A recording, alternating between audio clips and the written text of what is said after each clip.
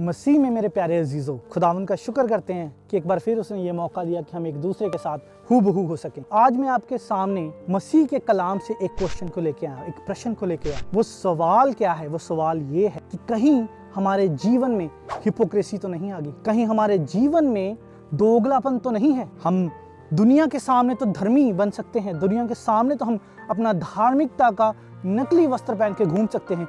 क्या हम परमेश्वर से ये सब कुछ छिपा सकते हैं? क्या हम परमेश्वर को धोखा दे सकते हैं? क्या हम परमेश्वर को डिसीव कर सकते हैं? अगर हम पढ़ते हैं मत्ती की अंजील उसका 23 अध्याय उसी 27 और 28 आयत में खुदा का कलाम क्या कहता है? हे कपटी शास्त्रियों और फरीसियों, तुम पर हाय, तुम चूना फिरी हुई कब्रों के समान हो, जो ऊपर से तो सुंदर दिखाई देती हैं परंतु भीतर से मुर्दों और हड्डियों और सब प्रकार की मलिनता से भरी। हालेलुया। यहाँ पे खुदा का कलाम क्या कह रहा है कि बाहर से तो वो बहुत देखने में अच्छे लग सकते हैं, बाहर से तो वो बहुत धर्मी देखने में लग सकते हैं, लेकिन अंदर से उनमें से दुर्गंध आती है, उनमें से पाप की दुर्गंध आती है, उनमें से क्रोध की, सेल्फिशनेस की, लालच की दुर्गंध आती है। हालेलुया।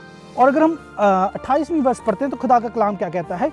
इसी रीति से तुम भी ऊपर से मनुष्यों को धर्मी दिखाई देते हो परंतु भीतर कपट और अधर्म से भरे हो। हालेलुया। सो अगर हम बाहर से लोगों को तो जरूर दिखा रहे हैं कि मेरे में मैं वर्शिप भी कर रहा हूं, मैं कलाम भी शेयर कर रहा हूं, मैं सब कुछ कर रहा हूं, लेकिन अंदर से क्या है कि मैं वही दुर्गंध को अपने में पाल के बैठा हूं। लेकिन हमारा खुदावन भला है, वो मोहब्बत से भरा हुआ है, फजल से भरा हुआ है, वो फिर भी अपनी बाहों को हमारे लिए खोल के रखता है।